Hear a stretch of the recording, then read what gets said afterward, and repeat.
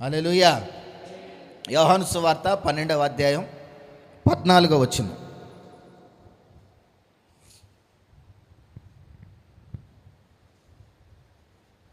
యోహాను సువార్త 12వ అధ్యాయం 14వ వచనం.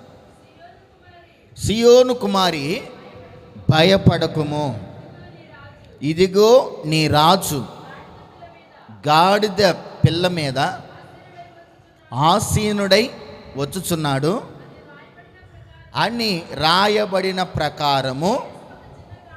చాలండి. అని రాయబడిన ప్రకారం ఎక్కడ రాయబడింది? తలపైకెత్తి విందాం. ఈ భక్తుడు రాస్తున్నటువంటి ఈ మాటలు, సియోను కుమారి భయపడకు, నీ రాజు గాడిద పిల్లను ఎక్కి ఆసీనుడై వచ్చుచున్నాడు. జకరియా ప్రవచన గ్రంథంలో రాయబడినట్లుగా ఈ ప్రవచనం ఇక్కడ నెరవేర్చబడుతుంది. మన జీవితాల్లో కూడా దేవుడు ఎన్నో ప్రవచనాత్మకమైనటువంటి ప్రవచనాలు ఎప్పుడో మాట్లాడినటువంటి ప్రతి ప్రవచనం మన జీవితాల్లో నెరవేర్చబడటానికి తండ్రి చిత్తానికి మనం లోబట్టం నేర్చుకోవాలి. ఇందాక మనం మాట్లాడుకున్నట్టు ఈరోజు తండ్రి చిత్తానికి లోబడే వాళ్ళు ఎవరు మనకు కనబడుతున్నారు? తండ్రి చిత్తానికి విధేయత కలిగిన వారు ఎవరు మనకు కనబడుతున్నారు? దేవుని గురించి రాయబడింది, ప్రవచనాలు నెరవేర్చబడినట్లు ప్రభు భూమి మీదకి వచ్చాడు, ఆయన చిత్తాన్ని ఆయన నీతిని నెరవేర్చాడు, ఆయన అనుగ్రహించినటువంటి మార్గాలన్నీ కూడా సరిచేయబట్టడానికి 40 రోజుల ప్రార్థనలో బహుఘోరంగా సాతాను చేత ఆయన శోధించబడ్డాడు. శోధించబడిన పిమ్మట సువర్ణంగా మార్చబడదనని యోబు అన్నట్లుగా ఏ ఒక్క క్రైస్తవుడైతే శోధించబడతాడో ఆ శోధనకు నిలిచిన వాడైతే సువర్ణముగా మార్చబడతాడు అని వాక్యం చెప్తుంది. ప్రవచనాలు నెరవేర్చబడినట్లు ఇదిగో రాజు గాడిద పిల్లని ఎక్కి వస్తున్నాడు. గాడిదకి ఎందుకు ఎక్కి వస్తున్నాడు అనంటే, అనేక మంది సేవకులు చెప్పే మాట ఏంటి? గాడిద బరువులు మోయడానికే ఉపయోగపడుతుంది. గాడిద దాన్ని ఎవరు కూడా అంత భయంకరమైనటువంటి దానిగా మార్చరు. ఇప్పుడు మన భారతదేశంలో నేషనల్గా కొన్ని పక్షులు ఉన్నాయి, కొన్ని జంతువులు ఉన్నాయి, కొన్ని క్రూర మృగాలు ఉన్నాయి, కొన్ని అవి ఉన్నాయి, కొన్ని ఇవి ఉన్నాయి, చక్కగా మార్చబడతాయి. మరి సింహాన్ని ఎక్కి రావచ్చు కదా, అవునా కాదండి? లేకపోతే గరుడ పక్షినికి రావచ్చు కదా. మరి ఎవరు కూడా మనుషులు కూడా దగ్గరికి రానిటువంటి ఆ గాడిద పిల్లను దేవుడు ఎందుకు ఎక్కి వస్తున్నాడు ఆలోచన చేస్తే, గాడిదని బరువులు మోయటానికి తప్ప దేనికి ఉపయోగించేవారు కనబడరు. అది కేవలం నిష్ప్రయోజనమైనది, పనికిమాలినది. దాన్ని బరువులు మోయటానికే ఉపయోగించేవారు. దానితో అవసరం తీరిపోయిన తర్వాత ఎక్కడో వీధి చివర లేకపోతే ఇంటి బయట కట్టివేసేటువంటి వారు. ఈ గాడిద వస్తున్నప్పుడు కూడా కొంతమంది దాని వాసన కానివ్వండి, దాని నడక కానివ్వండి, దాని అరుపుకు కానివ్వండి, దాని స్వభావానికి కానివ్వండి, ఎవరు కూడా దాన్ని అంత ఆకర్షించబడేటువంటి వ్యక్తులుగా మార్చబడరు. మరి ప్రభు ఎందుకంటే అటువంటి నిష్ప్రయోజనమైనటువంటి వాటిని ప్రయోజనకరమైనటువంటి వాటిగా మార్చేందుకు దేవుడి భూలోకానికి వచ్చినట్లుగా బైబిల్లో రాయబడి ఉంది. హల్లెలూయా, హల్లెలూయా. అడవి గాడిద వంటి స్వభావం కలిగినటువంటి మనుషుల జీవితాల్లో కూడా దేవుడు అంటాడు, ఇదిగో నీవు నన్ను మోయటానికి యవన కాలమందు నరుడు కాడి మోయుట మంచిదంటే దేవుని కాడి మోయుట మంచిది. ఎవరైతే ఈ దేవుని కాడి మోస్తారో వారి జీవితాలు ఆశీర్వాదకరంగా, వారి జీవితాలు మహిమకరంగా, వారి జీవితాలు అద్భుతకరంగా మార్చబడతాయని వాక్యం చెబుతుంది. మరి ఈ రాజు ఎక్కడికి వస్తున్నాడు అని ఆలోచన చేస్తే యోహాను సువార్త 20వ అధ్యాయం 28వ వచనం. యోహాను సువార్త 20వ అధ్యాయం. అందుకు తోమా ఆయనతో, నా ప్రభువా నా దేవా అని నేను యేసు చెప్తున్న మాట, నీవు నన్ను చూచి నమ్మితివి, చూడకుండా నమ్మినటువంటి వారు ధన్యులని అతనితో చెప్పాను. దేవునికి మహిమ కలుగునగాక. చెప్పండి గట్టిగా హల్లెలూయా. యేసు ప్రభు చేసిన అద్భుతాలు చూశాడు, యేసు ప్రభు చేసిన ఆశ్చర్యమైన కార్యాలు చూశారు, యేసు ప్రభు చూపినటువంటి ప్రేమను చూశారు, యేసు ప్రభు అద్భుతకరుడని, ఆయన మాటలో స్వస్థత ఉందని, ఆయన మాటల ద్వారా ఎన్నో అద్భుతాలు ఆశ్చర్యకార్యాలు, ఆయన వస్త్రపు చెంగు ద్వారా ఎన్నో సూచక్రియలు, ఆయన చేతుల ద్వారా ఎన్నో అద్భుతాలు జరిగినాయని ప్రజలు చూశారు. పక్కన ఉన్నటువంటి 12 మంది శిష్యులు కూడా చూశారు. అందులో ఒకరి పేరే తోమా. ఈ తోమాతో అనేక సందర్భాలు 12 మంది శిష్యులతో ప్రభు చెప్పిన మాట ఏంటంటే, బాబు ఇదిగో ఈ శరీరము కొల్చబడుతుంది, దున్నబడుతుంది, మృత్యువాత పడుతుంది, అయినను నా ప్రభు 3వ దినమందు నన్ను లేపుతాడు అని పలుమార్లు శిష్యులతో చెప్పినా, ప్రియ దేవుని బిడ్డలారా, ఎప్పుడైతే యేసు ప్రభు సిలువకెక్కి ఆయన మరణించి సమాధిలో కూర్చోబడి ఆ సమాధిలో నుండి 3వ దినమున లేచి మొదటిగా ఎక్కడికి వెళ్ళాడంటే తన శిష్యుల దగ్గరికే ప్రభు వచ్చాడు. తన శిష్యుల దగ్గరికే ప్రభు వచ్చినప్పుడు అనేక మంది భూతం అని భయపడ్డారు, అనేక మంది దయ్యం అని భయపడ్డారు, అనేక మంది ఏదో ఒక గాలని భయపడ్డారు, అనేక మంది పలు రకాలుగా భయపడి ఆయన దగ్గర నుంచి దూరముగా పారిపోయారు. తర్వాత ఆయన చెప్పిన మాట ఏంటి? మీకు సమాధానము కలుగునుగాక, నేను మీ రాజుని అని యేసు ప్రభు చెప్పిన తర్వాత ఈ 11 మంది శిష్యులు, నీవు మా యేసు ప్రభువేనా, నీవు మా బోధకుడివేనా అని వాళ్ళు కొంత నమ్మిన తర్వాత ఈ తోమా అనేటువంటి వ్యక్తి, అయ్యా నేను నమ్ముతాను, కానీ ఒక చిన్న డౌటు. ఏంటి ఆ డౌటు? నిన్ను కొరడాలతో కొట్టినప్పుడు నీ శరీరం దున్నబడింది కదా, మేకులతో కొట్టినప్పుడు నీ చేతులకి బెజ్జాలు అడ్డాయి కదా, ఏదో ఒకసారి చూపించు అని అన్నప్పుడు యేసు ప్రభు ఆ గాయాలను అలా చూపించినప్పుడు బెజ్జాలు అలా కనబడితే అందులో వేలు పెట్టి అది బెజ్జమా కాదా చూసి అప్పుడు నమ్మాడు. ఈరోజు ఎన్నెన్నో ప్రార్థన చేసినప్పుడు ఎన్నెన్నో అద్భుతాలు పొందుతారు, ఎన్నో ఆశ్చర్యమైన కార్యాలు. బాబు ప్రార్థన చేయండి అయ్యా, జ్వరం వచ్చింది, ప్రార్థన చేస్తే జ్వరం పోద్ది. లేకపోతే కుటుంబం అంతా కలతలు, ఈ కలతలతో నిండినటువంటి కుటుంబానికి ప్రార్థన చేస్తే కుటుంబంలో కలతలు పోతాయి. ఒక ఆయన నా దగ్గరికి వచ్చాడు, వచ్చి ఆయన ఏం మాట్లాడలేదు, అలా ఆవిడ మాట్లాడుతున్నా, అయ్యా మా ఆయనకి ఒళ్ళంతా గచ్చే అంటే, మా ఆయనకి ఒళ్ళంతా గజ్జే, చూడు పొడ ఎట్టుందో, డాక్టర్ దగ్గరికి వెళ్ళాం నయం కాలేదు, ఎన్నెన్నో ఆయింట్మెంట్లు రాసాం నయం కాలేదు. అయ్యా ఒకసారి ప్రార్థన చేయండి. నేను ప్రార్థన చేసి దేవుని యందు విశ్వాసం ఉంచండి అమ్మా, తాయితులు బొయ్తులు కట్టుకుంటే మీ జీవితాలు బాగుపడో అని అంత నూనె ప్రార్థన చేసి వాళ్ళకి ఇస్తే, ఎప్పుడైతే ఆ నూనె రాసుకున్నారో ఆ ఒంటి మీద ఉన్నటువంటి ఆ పాము కుసములాగా ఉండేటువంటి ఆ దేహానికి ఎప్పుడైతే ఈ ప్రార్థన చేసిన నూనె విశ్వాసంతో రాశారో వెంటనే తగ్గడం ప్రారంభించింది. అప్పుడు 10 రూపాయలకి ఎంత నూనె వచ్చేదండి, ఇప్పుడు ఎంత కూడా రావట్లేదు 20 రూపాయలకి. ఇక ఏకంగా ఆ రోజు ఓ లీటర్ బాటిల్ పట్టుకొచ్చింది. ప్రార్థన చేయ్యా, ఎన్ని ఆయింట్మెంట్లు రాసినా కానీ బాగట్లేదు, నువ్వు ప్రార్థన చేస్తే దేవుడు కార్యం చేస్తుంది. నమ్మారండి. అలా నమ్మి ప్రభు దగ్గరకు వచ్చిన తర్వాత కొంతకాలం అయిన తర్వాత ప్రభు మాకేం చేశాడు ఏంటట, రోగం తగ్గిన తర్వాత, శరీరం మీద ఉన్నటువంటి ఆ మచ్చ పోయిన తర్వాత, ఆ పాము కుసమంతా ఊడిపోయిన తర్వాత ఏం చేశాడు మాకు ప్రభు? ఏం చేశాడు? దేవుడు లేడు, దయ్యం లేడు, దేవుడు లేడు, కీవుడు లేడు. దేవుడు ఊరుకుంటాడండి? పొరపాటును కూడా ఊరుకోడు. ఈ రోజున అనేకమైన మేలులు పొందినటువంటి వారు అంటారు, మేము చూస్తేనే కానీ నమ్మం, చూడకుండా ఎలా నమ్ముతాం? మేము చూడాలి, నీ గాయాల్లో వేలు పెట్టి నేను చూడాలి. ఈరోజు అనేక మంది నాకు ఉద్యోగం వస్తేనే ప్రభువుని నమ్ముతాను, నా జీవితంలో ఏదైనా కార్యం జరిగితేనే ప్రభువుని నమ్ముతాను. పిచ్చోడా, నువ్వు బ్రతికి ఉండటమే దేవుని కార్యం. హల్లెలూయా. హల్లెలూయా. నువ్వు రోడ్డు మీద తిన్నగా వెళ్ళి ఆఫీస్కి వెళ్ళి ఇంటికి రావటమే దేవుని నిర్ణయం. దేవుడు నీకు ఇస్తున్న కాపుదల, దేవుడు నీకు ఇస్తున్న ఆరోగ్యం, దేవుడు నీకు ఇస్తున్నటువంటి దినదినము పొడికిస్తున్న ఆయుష్. ఈ రోజున ఎంతమందిని చూస్తున్నావు రోడ్డు మీద వెళ్ళేటప్పుడు ప్రాణాలు కోల్పోతున్న వారిని.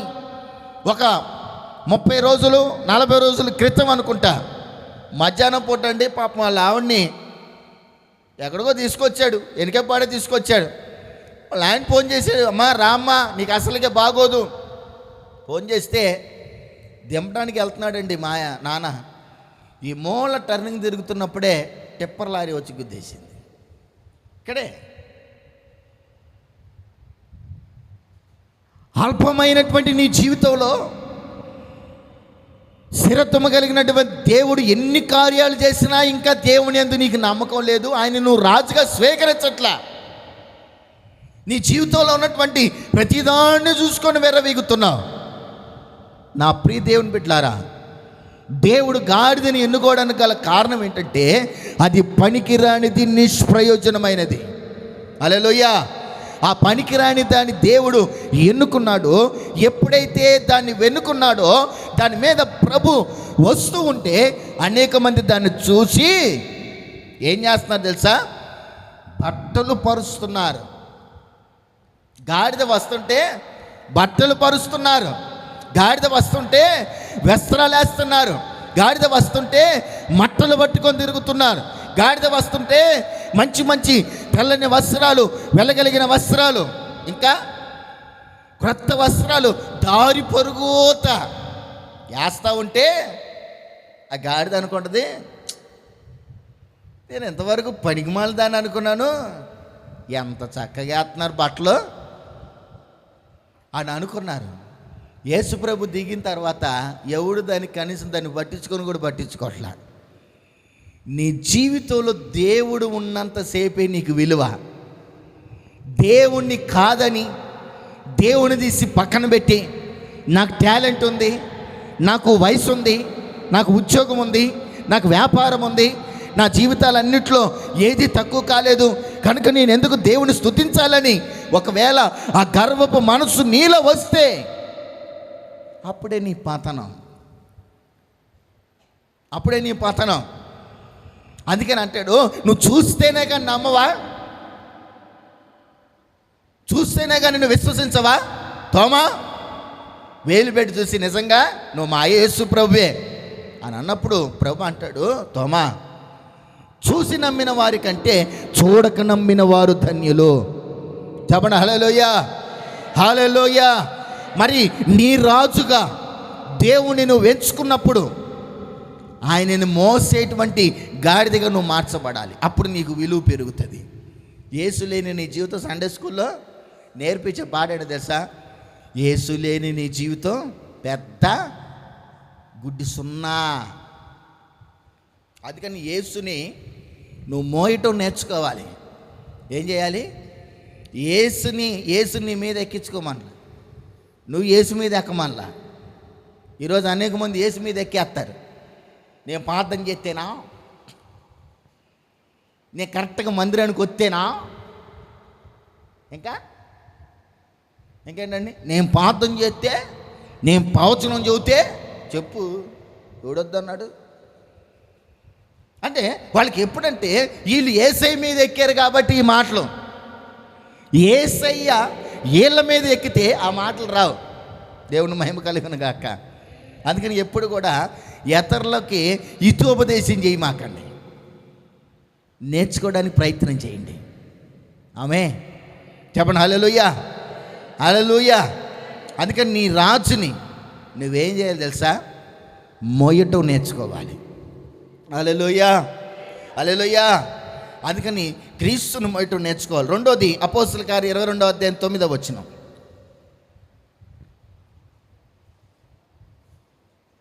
చదవాలి.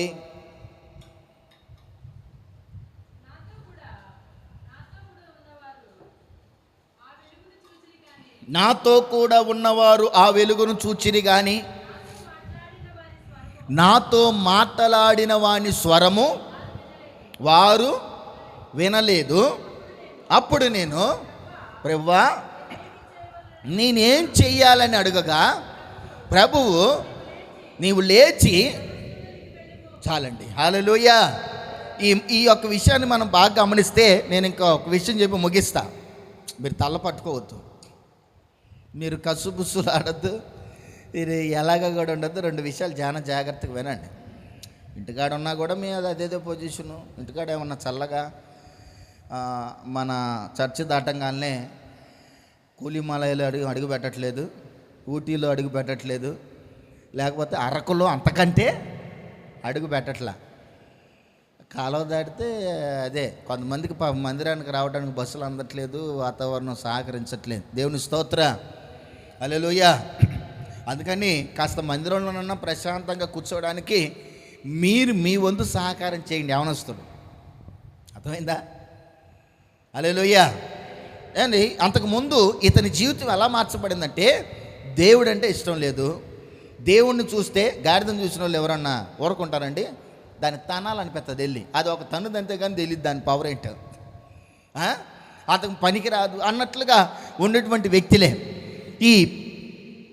ఈ ఒక వ్యక్తి సౌలు అనేటువంటి వ్యక్తిని మనం బాగా గమనిస్తే, దేవుని పేరెత్తినా, దేవుని గురించి పాడినా, దేవుని గురించి లేకపోతే ఏదైనా ప్రసంగం చేసిన మహా ఉగ్రరూపుడై ఏం చేసేవాడంటే ప్రజల మీద ప్రాణాలు తీసే అంతటువంటి చట్టాన్ని పొందినటువంటి వ్యక్తి క్రూరంగా చంపేవాడు.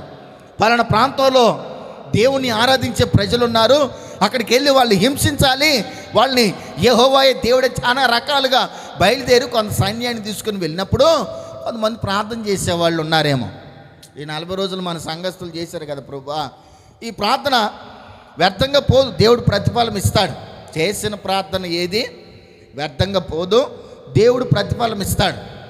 అలాగా ఒకవేళ అయ్యా దుర్మార్గుడైనటువంటి సౌలు మా ప్రాణాలు తీయడానికి వస్తున్నాడు, నీవే మా అండ, నీవే మా కోట, అయ్యా మా రాజు నీవే, నీ ప్రజల మీదకి ఇదిగో శత్రువులు వచ్చి పడుతున్నప్పుడు నువ్వు చూస్తూ ఉండే దేవుడు కాదు కదా, నువ్వు నాకు న్యాయం చేయి ప్రభువా అని ఒకవేళ వాళ్ళు ప్రార్థన చేసిన ప్రార్థన ప్రభు విని దమస్క మార్గంలో అడుగుపెట్టగానే ప్రభు మేఘాలలో నుంచి ఒక గొప్ప వెలుగు ఆ సైన్యం మీదకి విడుదల చేసినప్పుడు అక్కడ ఉన్న వాళ్ళందరూ పడిపోయారు. సౌలు కూడా పడ్డాడు. అందరూ కొట్టుమిట్టలాడుతున్నప్పుడు సౌలు కూడా కొట్టుమిట్టలాడుతున్నప్పుడు సౌలుకు మాత్రమే దేవుడు ఒక ప్రత్యేకంగా కనబడుతున్నాడు, పిలుస్తున్నాడు, సౌలా. అప్పుడు సౌలు అంటాడు, సౌలా ఎవడువయ్యా నువ్వు? ఏంటంట కొంతమందికి దేవుని మాట ఏదో తెలీదు, సేవకుడి మాట ఏదో తెలీదు, సేవకులు ఎవరో కూడా తెలియదు. ఈ రోజున నోటి దుడుసుతనంతో ఆవేశపూరితమైనటువంటి ఆ మాటలతో చాలా రకాలుగా చాలా విధాలుగా మాట్లాడుతూ ఉంటారు.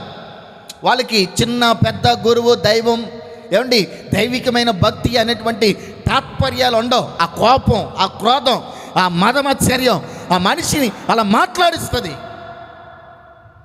అలా మాట్లాడిస్తున్నప్పుడు ఆ మనిషి మాట్లాడతాడు అలాగే.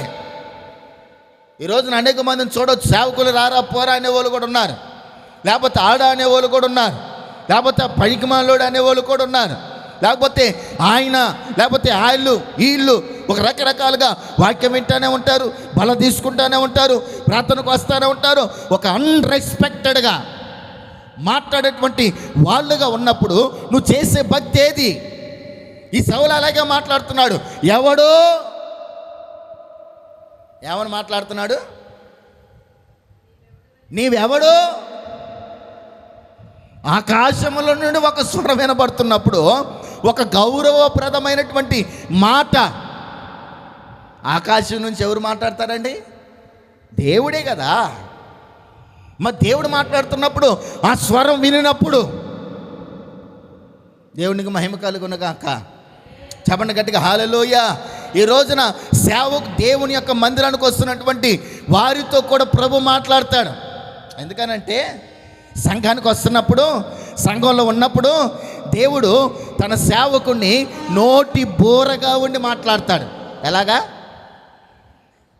దేవుడు మా నోటి బోరగా ఉండి మీతో మాట్లాడాల్సిన మాటలన్నీ మాట్లాడుతున్నప్పుడు అబ్బో తచ్చారు అనకూడదు.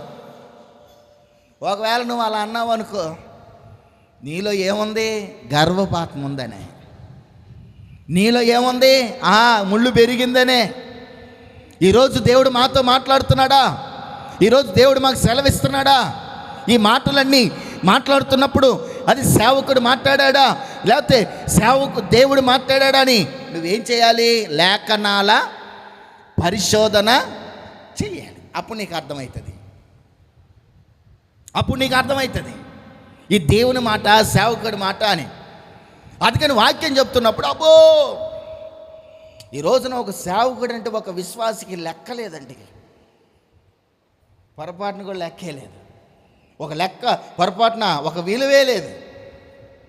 అటువంటి వారు పరలోకం వెళ్తారన్నది అది 100% అసంభవం.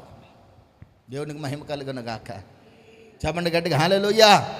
బైబిల్ చెబుతుంది, సేవకుని చేర్చుకున్నవాడు సేవకుని ఫలం పొందుతాడు. నీకు వాక్యం విత్తుతూ, నిన్ను పోషిస్తూ, నిన్ను పరామర్శిస్తూ, నీకు ఒక చక్కని మార్గాన్ని రూపుదిద్దుతున్నటువంటి, కనపడుతూ ఒక దైవికంగా కనబడుతున్న ఒక సేవకుడికే నువ్వు విలువ ఇవ్వనప్పుడు ఆ దేవుడికి నువ్వు విలువిస్తున్నావని ఎలా తెలుస్తుంది? హల్లెలూయా. చెప్పండి గట్టిగా హల్లెలూయా, హల్లెలూయా. మరి వాక్యాన్ని విత్తుతున్న ఒక సేవకుడి పట్ల నువ్వు అమర్యాదగా నువ్వు మాట్లాడుతూ, నువ్వు ప్రవర్తిస్తూ ఉన్నప్పుడు, ఒక సేవకుడి మీద నీకు ప్రేమ లేనప్పుడు, ఒక సేవకుడి మీద నీకు గౌరవం లేనప్పుడు దేవుడి మీద ఎలా ఉంటుంది? పౌలు కూడా అలాగే ఉంటే, ఎవడివి నీవు? అప్పుడు యేసయ్య ఏమన్నాడు తెలుసా? నీవు హింసిస్తున్న యేసుని నేను. హల్లెలూయా. చెప్పండి గట్టిగా హల్లెలూయా. ఇప్పుడు మీరు ఒక తిరుగుబాటు చేశారనుకోండి, మేమేమన్నా మాట్లాడగలుగుతామా? మేమేం మాట్లాడలేం. ఎందుకనంటే ఇది సంఘంగా ఉంది, దేవుడు తీర్పు తీర్చేవాడు ఆయన కనుక. ఎవడేవి నువ్వు? ఆయన అంటాడు. ఒక సేవకుడిగా మేము చెప్పేవాళ్ళమేనండి. దేవుడు అంటాడు, నీవు హింసించుచున్న యేసుని. అప్పుడు ఏమన్నాడు? ఆ స్వరం పౌలుకు మాత్రమే వినబడింది. అతనితో వచ్చిన సైన్యానికి అది వినబడలేదు. అప్పుడు నేల మీద పడ్డాడు. ఏం చేయాలి నేను అడిగాడు. అయ్యా, నా తప్పు అయిపోయింది అయ్యా, నిన్ను అనవసరంగా హింసించానయ్యా. ఇంతవరకు ఏయేయో పనికి మాలి ఏదేదో దేవుడని ఏదేదో రకరకాలుగా భావించి నీ ప్రజల్ని హింసించాను, కొరడాలతో కొట్టాను, చిత్రహింసలు పెట్టాను. ఇప్పుడు కూడా వాడిని చంపడానికి వెళ్తున్నా, అంత క్రూరుణ్ణి. ఏం చేయాలయ్యా? చంపేస్తా. నేను చంపను. నీవు నా కొరకు అనేకుల ఎదుట సాక్షిగా నిలబడే ఒక సాధనముగా వాడుకుంటాను నిన్ను అన్నాడు. హల్లెలూయా. చెప్పండి గట్టిగా హల్లెలూయా. క్రీస్తు రాజ్య సువార్త పరిచారకుడిగా నిన్ను వాడుకుంటాను. పనికిరాని వ్యక్తి. వాస్తవానికి అంతమంది ప్రజలను చంపినప్పుడు, అంతమంది ప్రజలను హింసించినప్పుడు, అంతమందిని క్రూరంగా చంపినప్పుడు దేవుడు ఏం చేయాలి? ప్రతీకారం తీర్చుకోవాలి. కానీ మన దేవుడు ప్రతీకారం తీర్చుకునేవాడు కాదు.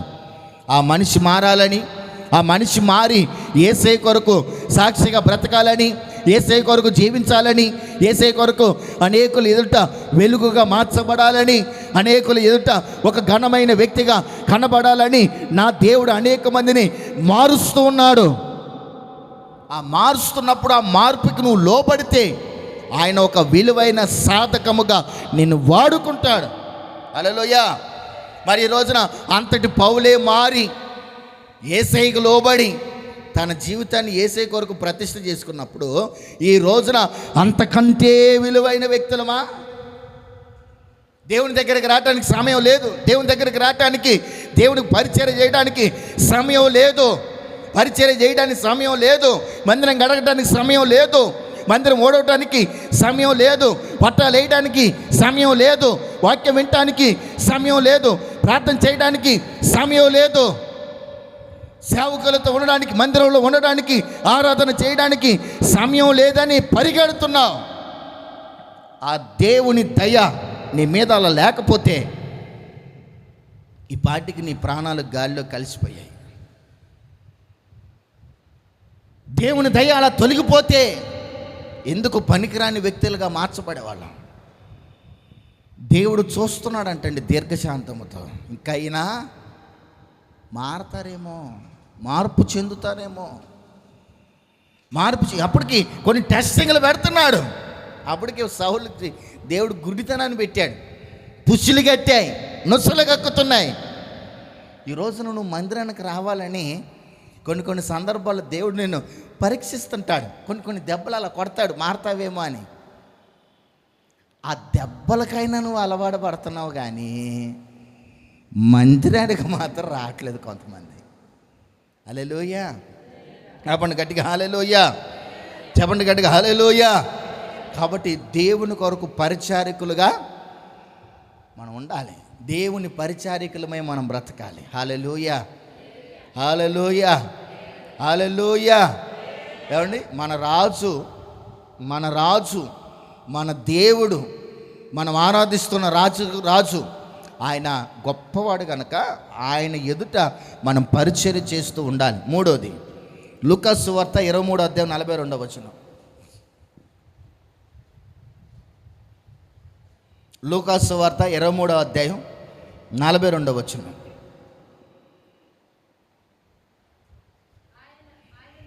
ఆయనను చూచి యేసు, నీవు నన్ను జ్ఞాపకం చేసుకో,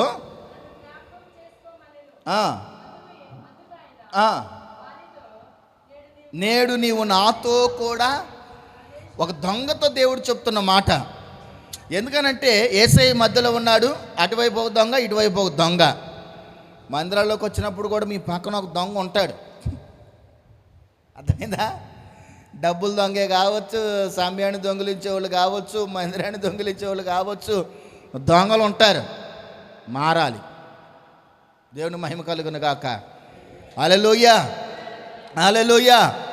అందుకని ఈ దొంగ అంటాడు, ఇంకొక దొంగ అంటాడు, అయ్యా జనాలందరూ యేసు యేసు యేసు వేసారు అంటున్నారే, ఆయన నువ్వేనా అన్నాడు. వెంటనే వేసే గుర్తుపెట్టావా అన్నాడా కళ్ళ పైకెత్తండి అన్నాడా. ఇటుపక్క ఒక దొంగండి, నజరేడని వేసు నువ్వే కదా, నువ్వు మేకలన్నీ బిక్కు, నా మేకలు కూడా బేకరాదు అన్నాడా లేదా? అనగానే ఓం భీం అన్నాడా? వచ్చేయచ్చు. రాలా.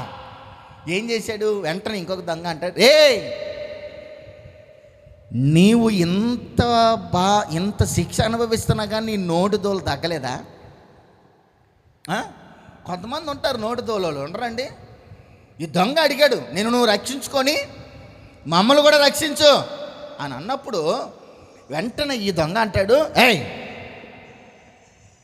మనోళ్ళు కూడా కొంతమంది ఉంటారు, నేను ఏదో సమయానికి రావట్లేదు ఇల్లు అని చెప్పేసి అని ఆరాధన ముగించామనుకోండి, అతను వద్దన్నాడుక వద్దా ప్రైజలా ఇంకా పాతనకు రావద్దు ఎందుకా అని దేవుని మహిమ కలుగును గాక. ఎంత సంబరం ఉంటారు. దేవుని మహిమ కలుగును గాక. చెప్పండి గట్టిగా హల్లెలూయా. అరే ఎప్పుడొచ్చినా ఇదే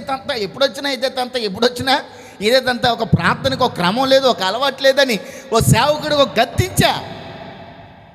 గద్దింపుకి ఏం చేయాలి? లోబడాలి కదా. గద్దింపుకి ఏం చేయాలి? విధేయత కలిగి ఉండాలి కదా. పోనీ సేవకుడు ఇలా కోప్పడ్డాడు దేనికి అని ఒకవేళ నువ్వు ఇక వారం అంత పాతం లేదు, ఆయనకేంటో మనం ఏంటో తెలిసి రావాలి, ఓ చట్టం తేవాలి, మనకు లోబడాలి, ఇష్టమైతే ఇక్కడ సేవ చేయాలి, లేదంటే పెట్టేబాడు చదువుకొని వెళ్తే ఇంకో సేవకుని తీసుకొచ్చి మనం పెట్టుకుందాం.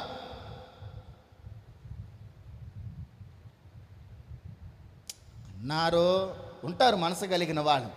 కానీ వాక్యం ఏం చెప్తుంది? ఒరే, ఇప్పుడు మనం చేసినటువంటి ఈ పనికిమాలిన పనులకి శిక్ష అనుభవించడం మనకి కరెక్టే. కానీ ఆయన ఏం చేశాడురా? ఆయన దేవుని కుమారుడు. హల్లెలూయా. అంటే ఈయన పశ్చాత్తాపడుతున్నాడు. అయ్యా, ఏమని పశ్చాత్తాపడుతున్నాడు? యేసయ్యా, మేము చేసింది తప్పే, మేము దొంగలమే, మాకు ఈ శిక్ష న్యాయమైందే, మేము భరిస్తాం. కానీ ఏ శిక్ష చేయని, ఏ నింద లేని నీవు అందరి నిందలు మోస్తున్నావు, నీ రాజ్యంలోకి వెళ్ళినప్పుడు నన్ను జ్ఞాపకం చేసుకో అయ్యా అన్నప్పుడు అక్కడ పశ్చాత్తాపడ్డ మనసును చూశాడు ప్రభు. హల్లెలూయా. ఈరోజు నువ్వు ఏదైనా ఒక తప్పు చేసినప్పుడు, దాన్ని గద్దించినప్పుడు నువ్వేం చేయాలి? ఏం చేయాలమ్మా? ఏమన్నా మోగాళ్ళు అయిపోయారంటే ఏం చేయాలి? ఆ తప్పును సరిదిద్దుకోవడం నేర్చుకోవాలి. ఏం చేయాలి? మాట్లాడరేంటండి, నేను గదిలోకి వెళ్ళాను, ఆరాధన జరగలేదు, వాక్యం చెప్పలేదు, ఎటు ప్రభా, గదిలోకి వెళ్ళి సీరియస్గా కోపంగా వెళ్ళినా నా మనసు నన్ను గద్దించింది, అయితే ఆరాధన క్రమాన్ని ఇడిచిపడి చాలా బాధపడ్డాను. అలా చేయటం తప్పే కదా ప్రభా. ఒకవేళ కోపం వచ్చినా ఒక మాటని ఆ క్రమాన్ని అలా నడిపించుకుంటూ వెళ్తే బాగుండు కదా అని చాలా బాధపడ్డాను. ఈరోజు కూడా అదే సిచ్యువేషన్. మహాతల్లికి పాపం పిల్లలు ఏడుతున్నట్టున్నారు, పాలియటానికి పోయింది.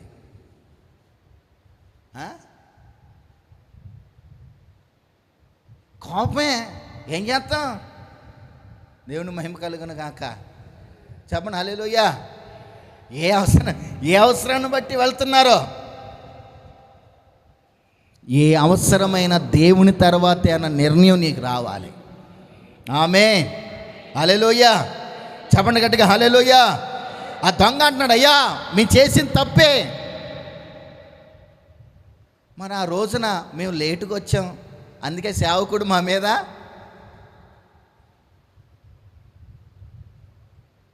నోరు తెరవండి, కోప్పడ్డాడు. అది న్యాయమా? రెండోసారి అలా జరగకూడదు అని ఏమన్నా యథావిధికి వచ్చారా అంటే ప్రైసలా.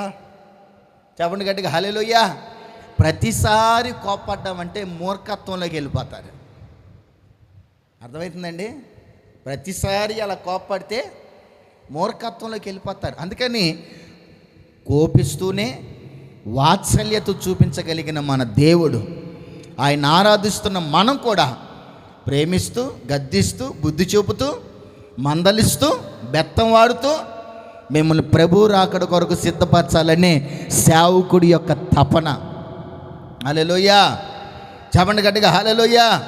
మరి రోజు సంఘానికి వస్తున్న నీ జీవితంలో ఆ దొంగకు ఉన్నటువంటి ఒక మంచి మార్పు మీకు దేవుడిచ్చాడా? ఆ దొంగకు ఉన్నటువంటి మార్పు మన జీవితాల్లో దేవుడు కలుగు చేశాడా? ఎప్పుడైనా ప్రియ దేవుని బిడ్డలారా, తొందరపాటు నిర్ణయాలు కాదు. ఏదేమైనా కొన్ని సందర్భాల్లో కొంతమందిని చూస్తాను, రోడ్ల మీద మనం వెళ్ళేటప్పుడు పర్వతాలు ఉంటాయి, అటు కట్టల మీద పోయేటప్పుడు కనపడ్డప్పుడు నువ్వేం చేయాలి? దాన్ని దాటి వెళ్ళాలి. ఇది ఎందుకంటూ నన్ను రాయేసావు అనుకో, ఏమైంది? సింది. అందుకని మనం మారటానికి, దాన్ని దాటడానికి ప్రయత్నం చేయాలి. అలాగే గోటితో పోయేదాన్ని గొడ్డల దాకా కూడా తెచ్చుకోకూడదు. నా ప్రియ దేవుని బిడ్డలారా, దీర్ఘశాంతము గల దేవుణ్ణి మనం ఆరాధిస్తున్నప్పుడు శాంతియుక్తమైన మనసే మన జీవితాలు చాలా ప్రాముఖ్యం. కనుక ప్రభుని అడుగుదాం, యేసయ్యా నాయనా చూడకుండా నేను విశ్వసించిన వారు ధన్యులను. రెండోది ఆయనకు పరిచారకుడిగా. మూడోది క్రీస్తుకి పరిపూర్ణమైన వ్యక్తిగా మన మనసులు మార్చబడినట్లు లేచి నిలబడదాం.